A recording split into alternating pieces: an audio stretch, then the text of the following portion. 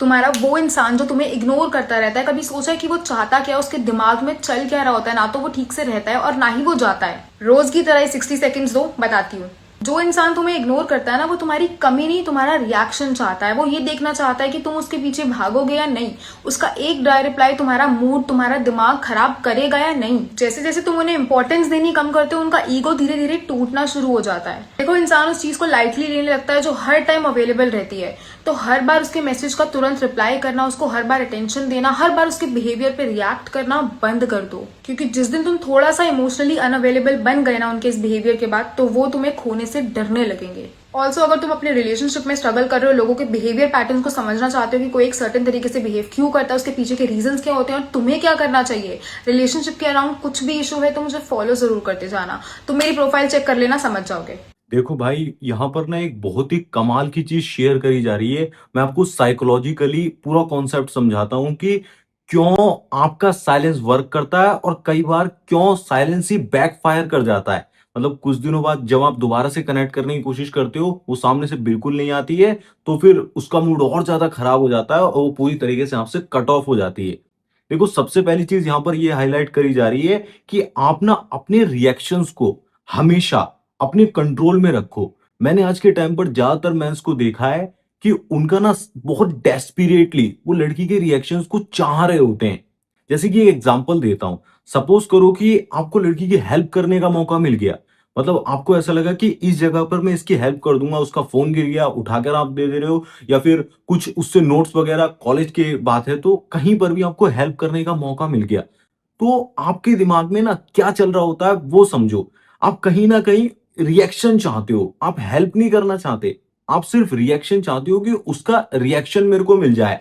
और इसी तरीके से जब वो आपको पूरी तरीके से इग्नोर कर देती है, बिल्कुल भी भाव नहीं देती, तो आपको रिएक्शन नहीं मिलता, तो दिमाग ना उसी चीज के लिए क्रेविंग्स करना शुरू कर देता है। तो पहली चीज तो आपका रिएक्शन हमेशा आपके कंट्रोल में रहना चाहिए। सपोज करो कि आपके अंदर अट्रैक्शन आता है, आपको वैलिडेशन की भूख होती है, या फिर आपके मन में क्रेविंग्स होती है बात करने की, ये सब नेचुरल है। आपको खुद को समझाना पड़ेगा कि मन कर रहा है। लेकिन साइलेंस अगर मेंटेन हो रखा है ना, उसकी तरफ से भी कुछ नहीं आ रहा, तो आपको ऐसा समझना पड़ेगा अट्रैक्शन आ गया, लेकिन उस अट्रैक्शन की वजह से मैं रिएक्शन दे दूं या फिर अपने बिहेवियर में चेंज ले आऊं, ऐसा नहीं होना चाहिए। जब ये चीज आपको समझ में आने लगी ना, तो कहीं ना कहीं आप कंट्रोल में आने लगोगे। जैसे कहीं पर आप हो, वहां पर एक लड़की है जो आपको बहुत पसंद आती आ गई है, मतलब, लेकिन वो आपको बिल्कुल पसंद नहीं करती, बिल्कुल नहीं देखती, और आपके दिमाग में वही घूमे जा रही बार बार। तो वो हो यही रहा है कि आप ना कहीं एक तरीके से उसकी इमेज से बहुत ज्यादा अटैच्ड हो गए हो। जो मेंटल इमेज आपने उसने उसके दिमाग में बना रखी है ना, उसी पर आप बार बार रिएक्ट करे जा रहे हो, और उसी को सोच सोच कर, जिसे कहते हैं, आपका दिमाग बार बार उसकी तरफ अट्रैक्ट हो रहा है। तो आपको खुद से बोलना है कि देखो, अट्रैक्शन नेचुरल है किसी की भी बॉडी से, क्योंकि आप मिले तो हो नहीं जो कैरेक्टर को समझ जाओगे। बॉडी से अट्रैक्ट होना, फीमेल को मतलब एक तरीके से पसंद आना, वो बहुत ज्यादा इजी है।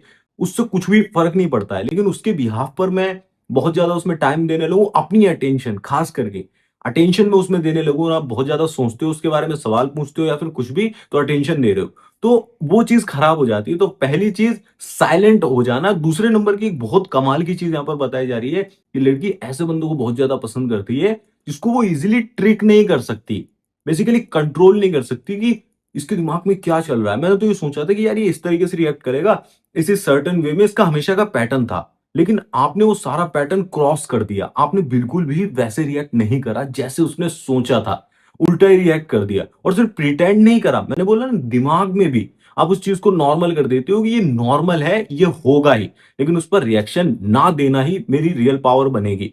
तो जब वो इजीली ट्रिक नहीं कर पाती है, और आप इतने इंटेलिजेंट इनफ होते हो कि उसकी चालबाजी को, या फिर कह सकते हैं माइंड गेम्स को रीड करके उस पर रिएक्शन नहीं देते हो, खुद को भी कंट्रोल कर लेते हो, तो उसके लिए आपकी तरफ आना बहुत ही ज्यादा, मतलब, जरूरी हो जाता है कि यार ये है क्या। वही ऑब्सेशन क्रिएट करता है कि कल तक जिसको मैं इग्नोर कर रही थी, आज उसी के बिहेवियर को डिकोड करने के लिए मुझे इतने ज्यादा एफर्ट्स क्यों डालने पड़ रहे हैं, उसके बारे में इतनी ज्यादा थिंकिंग क्यों पैदा हो रही है। इसी वजह से ना उसका ध्यान आपकी तरफ खींचने लगता है, और वो आपकी तरफ आने के लिए रेडी होती है। एक और बोनस टिप मैं यहाँ पर शेयर कर देता हूँ। देखो, कभी भी ना, जब इमोशंस आपके ऊपर बहुत ज्यादा हावी हो रहे हो ना, आपको ऐसा लग रहा हो कि अब मेरा बात करने का बहुत ज्यादा मन हो रहा है, अब तो नो कांटेक्ट ब्रेक कर देना चाहिए, या फिर अब उससे मिल लेना चाहिए, मिलने का मन हो रहा है, या फिर कॉल कर लो, तो वही समय होता है इमोशनल कंट्रोल को अपने हाथ में लेने का। ये समझ के आपको चलना पड़ेगा कि आप जेन्युइनली उससे कनेक्ट होने के लिए नहीं जा रहे होते उस वक्त। उस वक्त जो आपको खालीपन महसूस हो रहा होता है या फिर इमोशंस आ रहे होते हैं, उस इमोशंस की वजह से आप उसकी तरफ जा रहे होते हो, जो कि वो इजीली फील कर लेती है।